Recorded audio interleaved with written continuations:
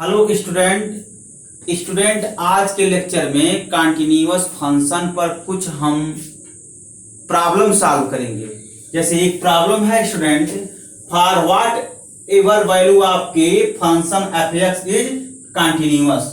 Function F X defined है, तो student आपको के का वैल्यू फाइंड आउट करना है। के उसी वैल्यू पर ये फंक्शन कंटिन्यूअस होगा। चलिए के का वैल्यू फाइंड आउट किया जाए स्टूडेंट। सबसे पहले ये ब्रांच जो फंक्शन है, यहां पर ब्रांच फंक्शन को रीड करिए। चलिए रीड किया जाए ब्रांच फंक्शन को। Solution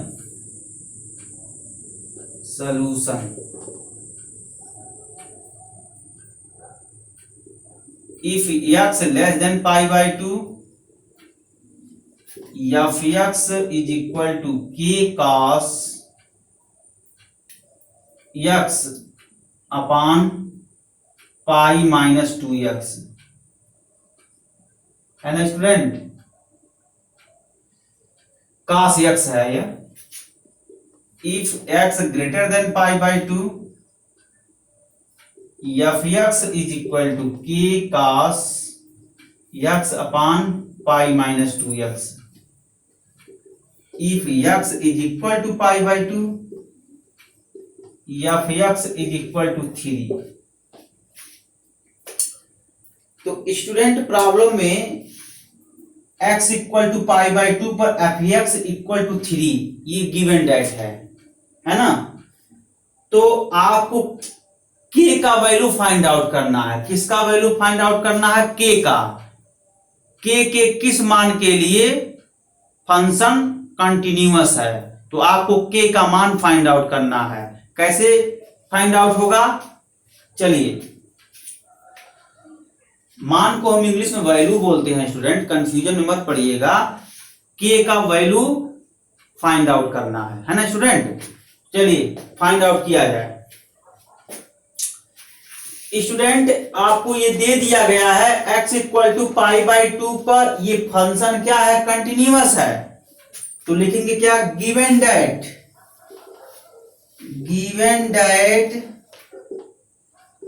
F x is continuous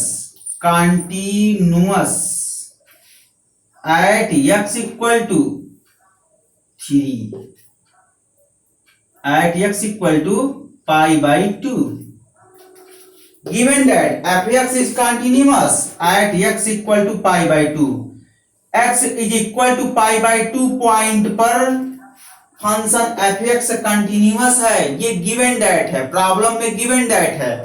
तो जरा तर्क करिए, x equal to pi by two, F x is continuous which will imply f pi by two plus 0 is equal to f pi by two minus 0 is equal to f pi by 2। Student ये condition hold करेगा, है ना student. By definition of function, by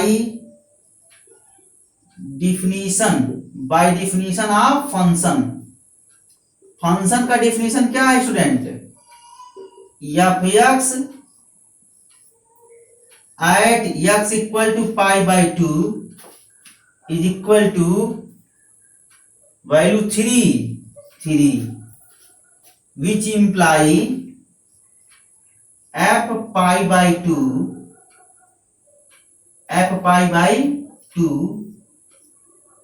function f pi by two is equal to 3, ये imply है।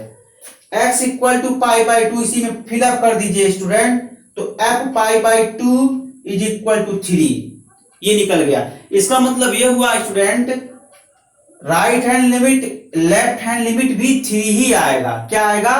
Right hand limit left hand limit 3 आएगा। क्यों आएगा? क्योंकि कंटिन्यूअस के डिफिनीशन से हम जानते हैं f x is continuous at x equal to 2 which imply left hand limit of F x at point x equal to pi by 2 is equal to right hand limit of F x at the point x equal to pi by 2 is equal to value of the function fx at the point x equal to pi by 2, which imply f pi by 2 plus 0 is equal to f pi by 2 minus 0 is equal to pi by 2, है ना student, ये condition. तो चलिए आप क्या करिए, left hand limit निकाल लीजिए, और जब लेफ्ट हैंड लिमिट निकालेंगे तो उसी के कंक्लूजन में हम काम करेंगे। तो सिर्फ एक लिमिट निकालिए और उसका मान 3 के इक्वल रखिए। लेफ्ट हैंड लिमिट निकालिए, उसका मान 3 के इक्वल कीजिए, के का मान फाइंड आउट हो जाएगा। अगर कोई स्टूडेंट राइट हैंड लिमिट निकाल रहा है और उसका मान 3 के इक्वल कर रहा है, वो भी सही है स्टूडेंट, वहां से भी के का मान फाइंड आउट हो जाएगा, है ना। तो चाहे आप लेफ्ट हैंड लिमिट निकालिए चाहे आप राइट हैंड लिमिट निकालिए, तो दोनों लिमिट में से कोई एक लिमिट निकालिए और उस लिमिट का मान 3 रख दीजिए। क्यों? क्योंकि प्रॉब्लम में गिवन दैट है left hand limit equal to right hand limit equal to at the point value of the function, these are same. At the point value of the function 3, it means that left hand limit equal to right hand limit equal to 3, है ना student. तो आप केवल left hand limit find out कीजिए, उसका मान 3 के equal कर दीजिए, तो के में इक्वेशन आ जाएगा, तो उस इक्वेशन को सॉल्व कर दीजिए, तो के का मान फाइंड आउट हो जाएगा, ठीक है ना। यही काम इसमें करते हैं। चलिए किया जाए students.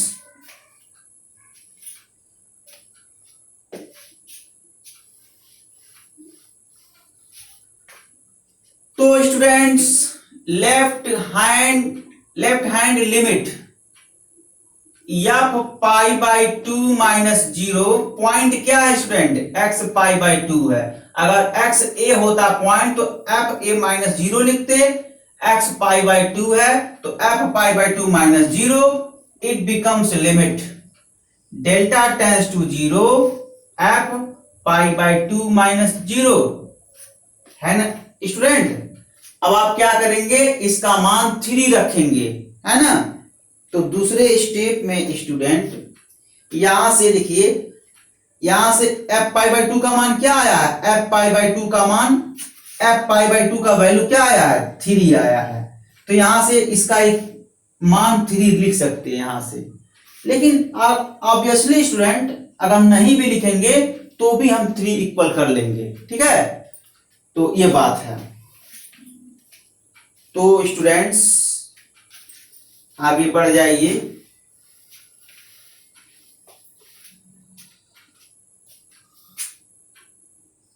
F pi by 2 minus 0 is equal to limit delta tends to 0 f pi by 2 minus 0, f pi by 2 minus 0 function क्या है स्टूडेंट, अभी मैं यहां राइट डाउन किया था, x less than pi by 2 function fx becomes k cos x upon pi minus 2x.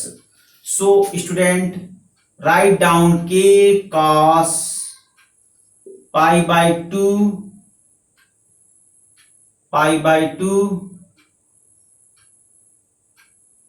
यहां student delta होगा, क्योंकि यहां डेल टेंस टू 0 है, डेल टेंस टू 0 यहां डेल्टा होगा, है ना। तो k cos pi by 2 minus delta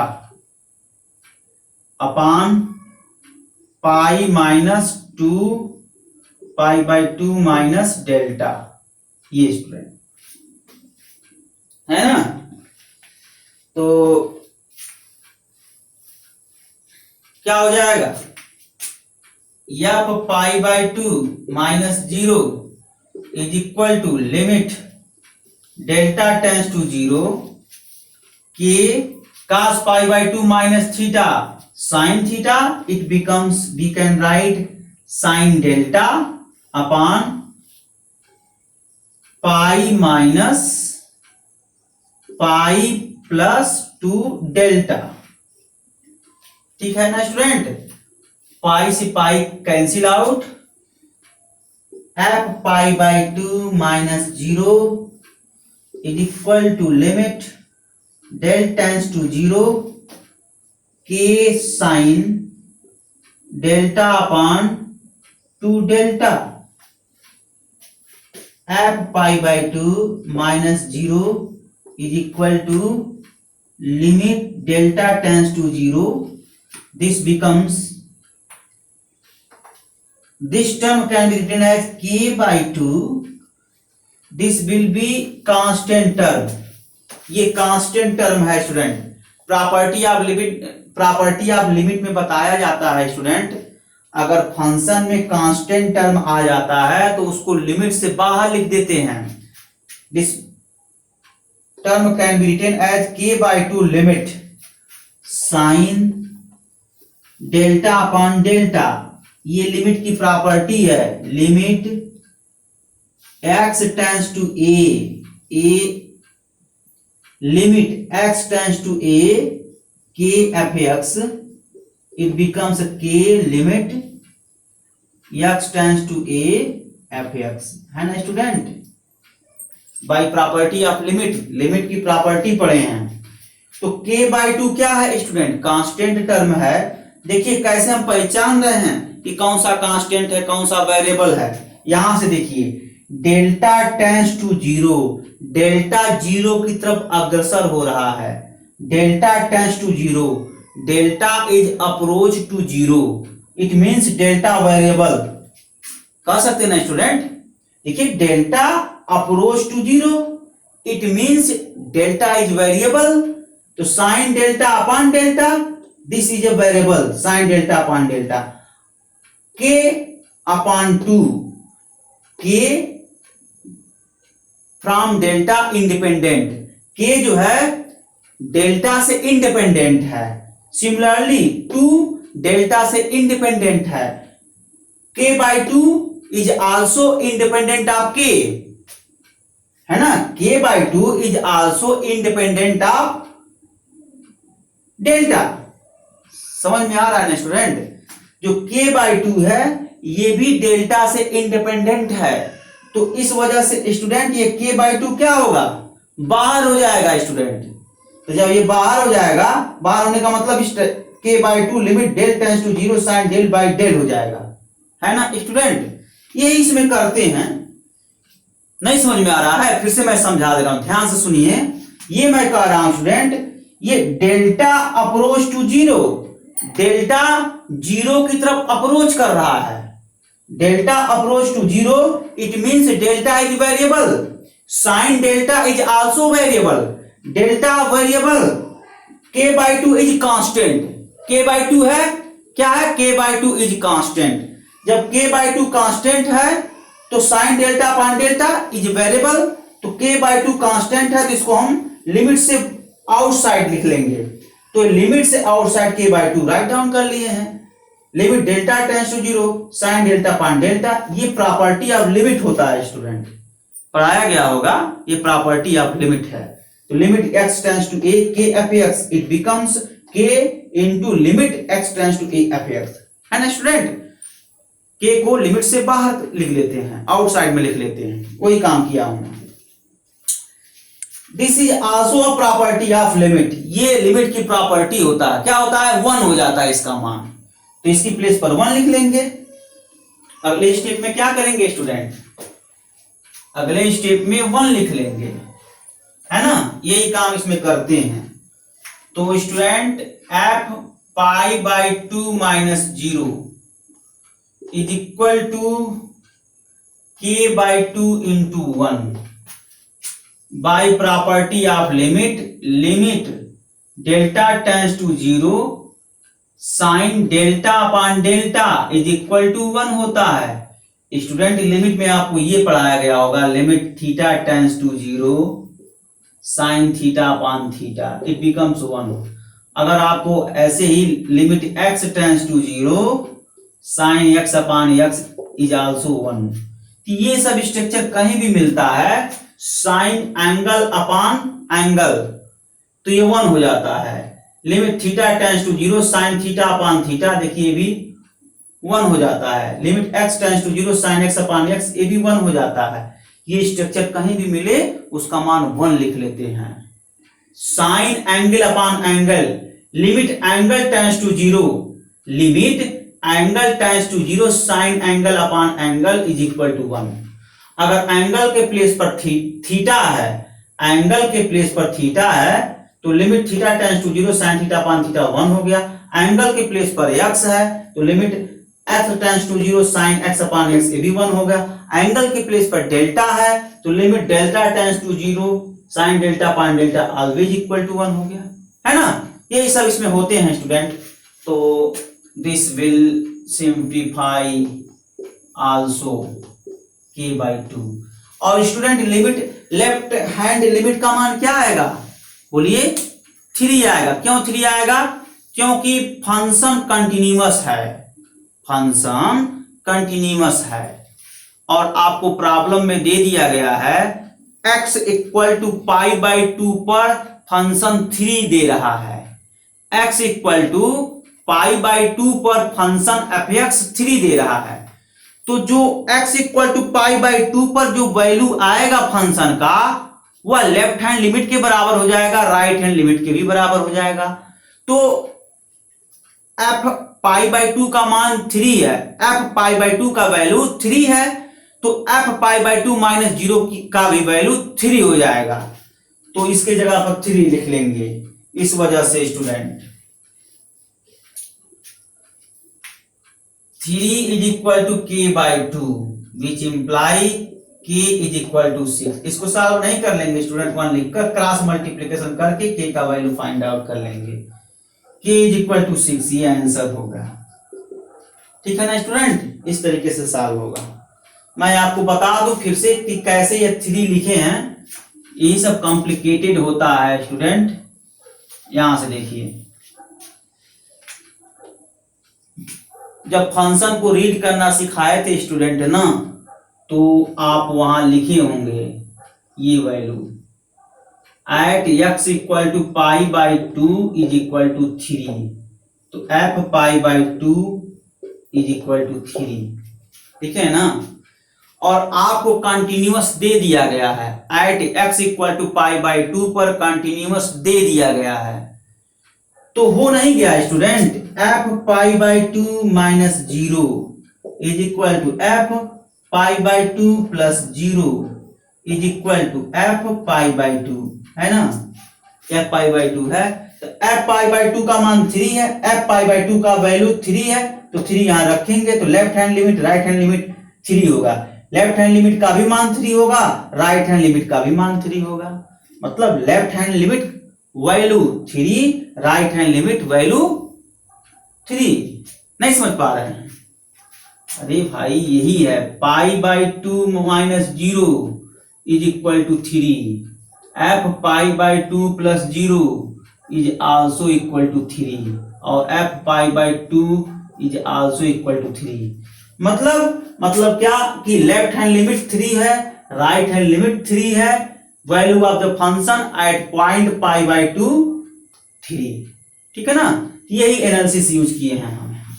तो इसके प्लेस पर हम 3 यूज किए, यहाँ 3 यूज कर लिए हैं। तो 3 को कैसे लिख सकते हैं, 3/1 क्रॉस मल्टीप्लीकेशन करके k का वैल्यू फाइंड आउट कर लिए हैं। तो k इक्वल टू 6 पर फंक्शन कंटिन्यूअस हो जाएगा। तो रिजल्ट में आप लोग लिख लीजिए, at k equal to 6 function is continuous.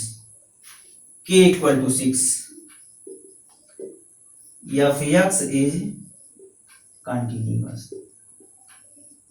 है ना स्टूडेंट, ये चीज। तो स्टूडेंट इसको नोट कर लें, अब नेक्स्ट प्रॉब्लम हम बताएंगे।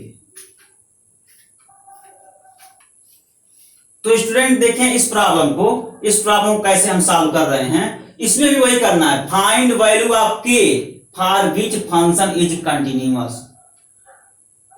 k के किस मान के लिए फंक्शन कंटिन्यूअस है, k का मान फाइंड आउट करना है। मान मतलब वैल्यू, k का वैल्यू फाइंड आउट करना है for whatever value of k in which function is continuous. f(x) equal to 2x plus 1 if x greater than 2, x equal to 2, f(x) is k, x less than 2, f(x) 3x minus 1। तो सबसे पहले student function को read कर लीजिए, ठीक है, उसके उपरांत हम काम करते हैं। तो रीड कर लीजिए इसके सॉल्यूशन में। if x equal to 2, fx equal to k, if x less than 2, fx equal to 3x minus 1, if x greater than 2, fx equal to 2x plus 1. For definition of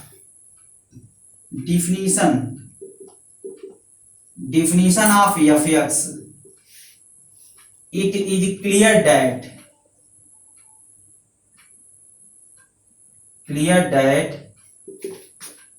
fx at point x equal to 2, it becomes k. It means that f2 equal to k है ना student, f2 is equal to k. अब आप क्या निकाल लीजिए, left hand निकालिए, left hand limit निकालिए, right hand limit निकालिए. लेफ्ट हैंड लिमिट का जो भी मान होगा वो k का मान होगा, राइट हैंड लिमिट का जो भी मान होगा वो भी k का मान होगा. तो चलिए स्टूडेंट लेफ्ट हैंड लिमिट निकालिए. लेफ्ट हैंड लिमिट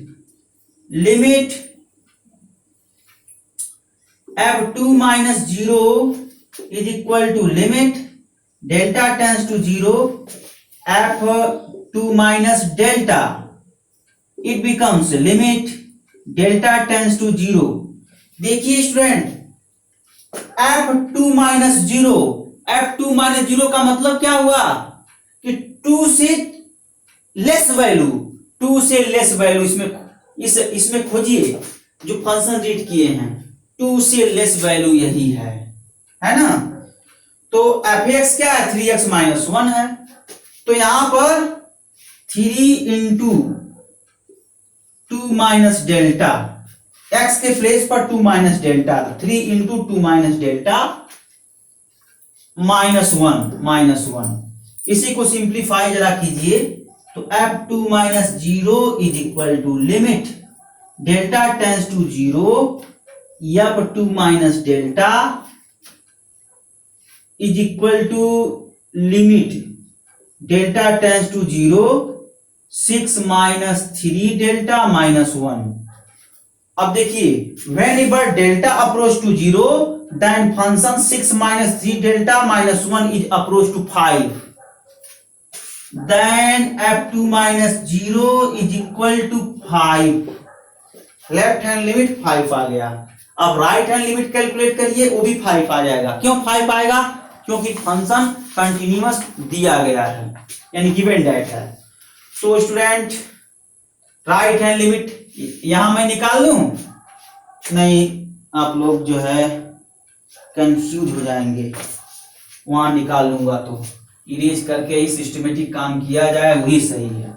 जहां एक बार आप लोग कंफ्यूजन में पड़ जाएंगे ना, न जाने क्यों जितनी जल्दी गलती आप लोग स्वीकार कर लेते हैं उतना जल्दी आप लोग कोई यूनिवर्सल ट्रूथ स्टेटमेंट स्वीकार नहीं करेंगे, जितना जल्दी आप रॉन्ग स्टेटमेंट आप स्वीकार कर लेते हैं, है ना.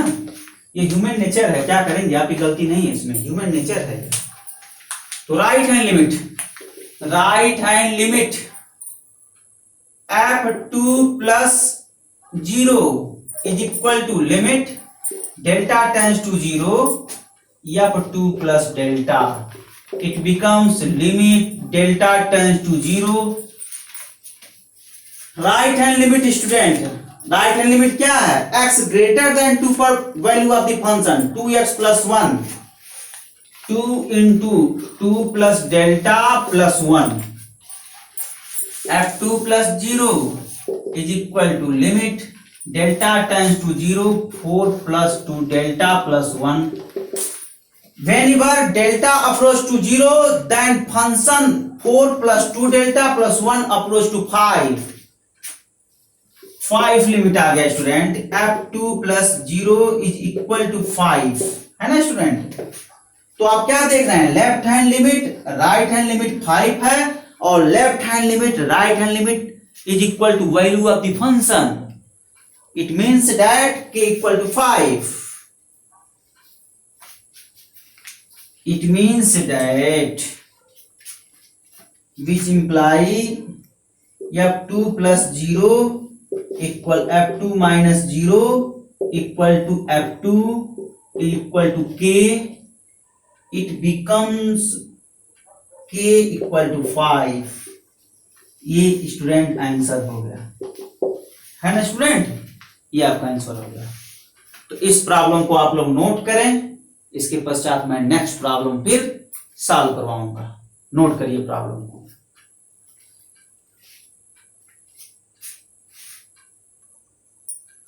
स्टूडेंट देखिए इस प्रॉब्लम को, कितना इंपॉर्टेंट प्रॉब्लम है। ऐसे ऐसे प्रॉब्लम आप सर्च कर करके आप जो है सॉल्व कर लीजिए, इंपॉर्टेंट प्रॉब्लम है ना। उसके बाद अगले लेक्चर में मैं थोड़ा सा एल हॉस्पिटल का जिक्र करूंगा। कुछ प्रॉब्लम एल हॉस्पिटल पर भी सॉल्व होते हैं। होता क्या है स्टूडेंट, जब फंक्शन कॉम्प्लिकेटेड होता है उसको आप सिंप्लीफाई करने में मशक्कत होता है, तो हम क्या करते हैं, एल हॉस्पिटल का इस्तेमाल करके उस फंक्शन का हम लिमिट कैलकुलेट करते हैं, है ना। तो एल हॉस्पिटल की बताएंगे, वो अगले लेक्चर में बताएंगे, उस पर प्रॉब्लम अगले लेक्चर में करवाएंगे। तब तक इस प्रॉब्लम को देखें स्टूडेंट। देखिए अब मैं रीड नहीं सिखाऊंगा, मैं मानकर चल रहा हूं कि अब आप रीड कर रहे हैं ब्रांच फंक्शन को। इसके पहले जो दो दो लाइन मैं लिखवाता हूं स्टूडेंट कि चलिए रीड किया जाए, वो 2-3 लाइन एग्जाम में नहीं लिखते हैं, डायरेक्ट सोल्यूशन, है ना। वो तो लिखवाने का पर्पज यही है कि आप फंक्शन को रीड कर लें कि किस पॉइंट पर फंक्शन का क्या मान है, किस पॉइंट पर क्या मान है, मतलब वैल्यू है, वो रीड कर लें, है ना। तो ब्रांच फंक्शन का यही डिफिनीशन होता है, अलग अलग पॉइंट पर अलग अलग नेचर से फंक्शन डिफाइंड होता है। अलग अलग पॉइंट से अलग अलग नेचर से फंक्शन डिफाइंड होता है। यूं कहें अलग अलग पॉइंट पर फंक्शन का वैल्यू अलग अलग आता है, ठीक है। तो अलग अलग आता है ये कहना थोड़ा उचित नहीं होगा। क्यों नहीं होगा, क्योंकि सिंपल सा अगर आप पॉलिनोमियल कंसीडर करते हैं स्टूडेंट, तो वहां पर भी तो अलग अलग पॉइंट पर अलग अलग वैल्यू आता है, फंक्शन का वैल्यू आता है। तो इसका मतलब ये हुआ कि ब्रांच फंक्शन और पॉलिनोमियल फंक्शन सेम हो गया। ऐसा नहीं है स्टूडेंट, मेरे कहने का मतलब यह है कि अलग अलग पॉइंट पर अलग अलग फंक्शन का नेचर होता है। तो अलग अलग पॉइंट पर फंक्शन का नेचर अलग अलग होता है। तो इस प्रकार के फंक्शन को हम ब्रांच फंक्शन कहते हैं, शाखा फलन कहते हैं, है ना स्टूडेंट। तो यहां पर स्टूडेंट ये आपका शाखा फलन है, मतलब ब्रांच फंक्शन है, और अलग अलग नहीं, डिफरेंट डिफरेंट पॉइंट पर इसका नेचर डिफरेंट डिफरेंट है ना। ये देखिए पहले टाइप का ये स्ट्रेट लाइन है, ये दूसरे टाइप का स्ट्रेट लाइन है, और ये तीसरे टाइप का स्ट्रेट लाइन है। तो यहाँ डिफरेंट डिफरेंट पॉइंट पर अलग अलग नेचर का स्ट्रेट लाइन ये बता रहा है। तो आपको क्या करना है स्टूडेंट, ए और बी का मान फाइंड आउट करना है। ए और बी की वैल्यू मतलब मान, ए और बी की वैल्यू को फाइंड आउट करना है कि ए और बी की किस वैल्यू पर फंक्शन कॉन्टिन्यूअस है। तो स्टूडेंट चलें ए और बी का वैल्यू फाइंड आउट करें। तो by definition of F X, बाय definition of fx, by definition of fx, it is clear that by definition of fx it is clear that fx at the point x equal to 1, it becomes fx at the point x equal to 1 is equal to 11. It means that f1 is equal to 11, है ना student. इस तरीके से किसी point पर function का value find out करते हैं। अब लेफ्ट हैंड लिमिट देख लीजिए, राइट हैंड लिमिट देख लीजिए, जरा लिमिट फाइंड आउट किया जाए student. Further we find left hand limit, f1 minus 0 is equal to limit delta tends to 0, f1 minus delta, it becomes limit delta tends to 0, 1 minus यानी 1 less than यानी this quantity है। तो students 5a into 1 minus delta, x के place पर fx, F X X के place पर 1 minus delta, so we use in place of X 1 minus delta, ठीक है ना। We get 2b 5a into 1 minus delta minus 2b। अब यहां पर लिमिट यूज कर दीजिए स्टूडेंट, जब यूज करेंगे तो क्या आएगा, f1 माइनस 0। यहां पर एनालिसिस करिए student, whenever delta approach to 0 then function fx that is 5a into 1 minus delta minus 2b is also approach to 5a minus 2b, 5a minus 2b पर approach करेगा। It becomes f1 minus 0 is equal to 5a minus 2b। Student left hand limit का value यही आएगा, f1 के equal आएगा। क्यों equal आएगा बताइए, इस लेफ्ट हैंड लिमिट का वैल्यू इसके इक्वल क्यों आएगा, क्योंकि फंक्शन कंटिन्यूअस है। कंटिन्यूअस है तो left hand limit equal to value of the function, तो left hand limit 5a minus 2b value of the function equal होंगे, है ना। So student 5a minus 2b is equal to 11, है ना। ये इक्वेशन नंबर फर्स्ट हो गए, और यहां पर लिख दीजिए ना हो तो क्या, f1 equal to f1 minus 0 लिख सकते हैं, है ना। f1 equal to f1 minus 0 लिख सकते हैं। इक्वेशन नंबर फर्स्ट हो गया। तो ऐसे ही a और b में एक और इक्वेशन बना लेंगे, तो दो इक्वेशन बनेंगे, यानी युगपत यानी साइमल्टेनियस लीनियर इक्वेशन बनेंगे। और साइमल्टेनियस लीनियर इक्वेशन आप सॉल्व कर सकते हैं, इसी को हिंदी में युगपत समीकरण बोलते हैं। खैर आप लोग तो इंग्लिश मीडियम के स्टूडेंट हैं, तो साइमल्टेनियस लीनियर इक्वेशन से ही समझें कि एक और इक्वेशन बनाएंगे और दोनों इक्वेशन को हम साइमल्टेनियस लीनियर इक्वेशन बोलते हैं, और उस साइमल्टेनियस लीनियर इक्वेशन को हम सॉल्व करेंगे, ए और बी का मान फाइंड आउट करेंगे। यही इसमें करने होते हैं स्टूडेंट, बहुत टफ नहीं है। चलिए निकाला जाए। तो दूसरा इक्वेशन कैसे बनाएंगे, राइट हैंड लिमिट से बनाएंगे। तो student further we construct and other linear equation in term of A and B, we get, तो right hand limit f1 plus 0 it becomes limit delta tends to 0 f1 plus delta, f1 plus 0 is equal to limit delta tends to 0, limit delta tends to 0, 1 plus 0 it means x greater than 1, x greater than 1 function defined 3ax plus b, तो 3a into F X place of x is 1 plus delta, we use 3a into x plus b, in terms of x we use 1 plus delta, we get 3a into 1 plus delta plus b, f1 plus 0 it becomes 3a plus b. Here we observe that whenever delta tends to 0, here we observe that whenever delta tends to 0, then function fx that is 3a into 1 plus delta plus b tends to 3a plus b. Then limiting value 3a plus b, 3a plus b, है ना। यही सब इसमें करते हैं student.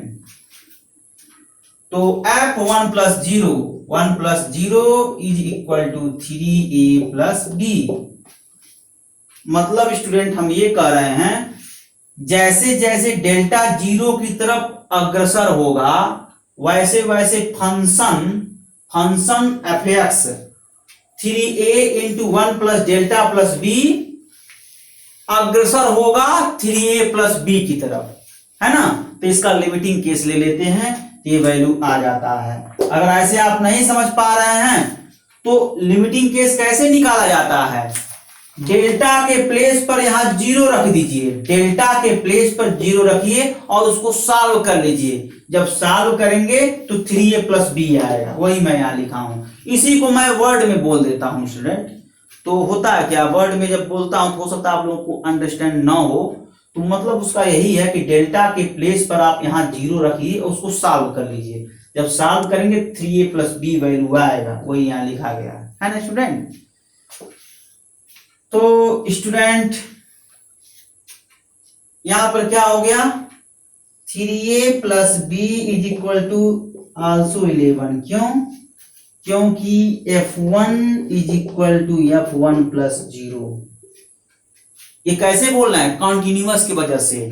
Value of the function at point x equal to 1 always equal to right hand limit of fx at point x equal to 1 due to because function fx is continuous at point x equal to 1, है ना student.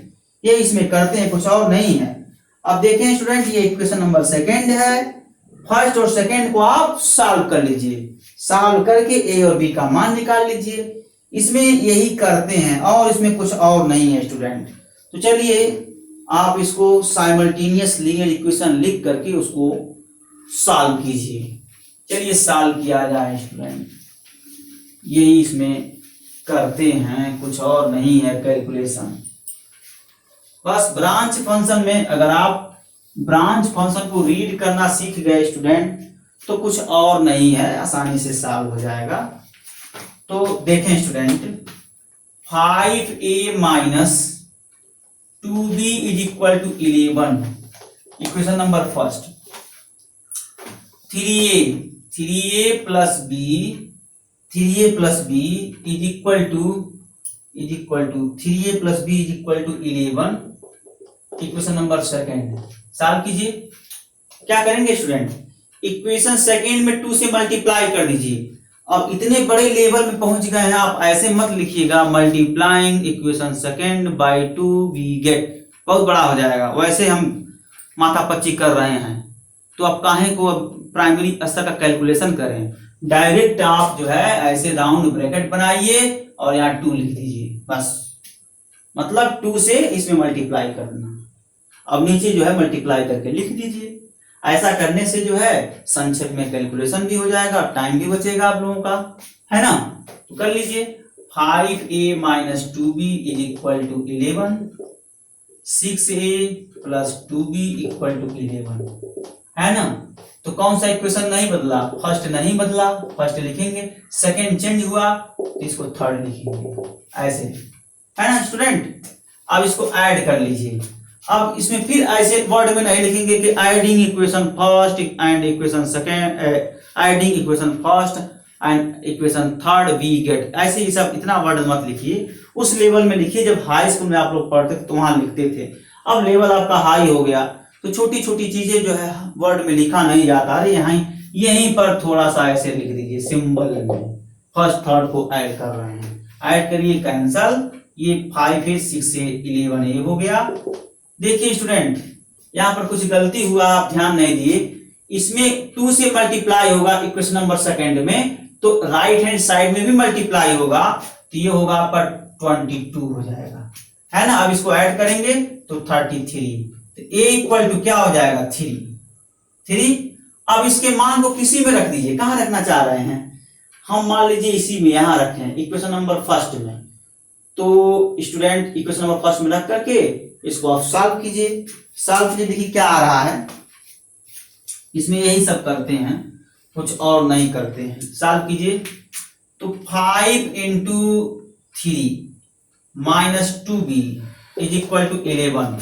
यहां side में लिख लीजिए क्या use कर रहे हैं, a इक्वल टू 3 यूज कर रहे हैं बस।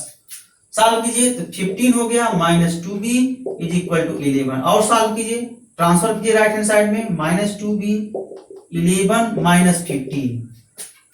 ठीक है, एग्जाम इतना कैलकुलेशन विस्तार थोड़ी करते हैं, डायरेक्ट लिखिए -4 ऐसे लिख देते हैं और ये cancel out, b equal to 2 हो गया, है ना। A equal to 3, B equal to 2। देखिए फाइंड आउट वैल्यू हो गया है ना। ए इसमें करते हैं, A equal to 3, B equal to 2,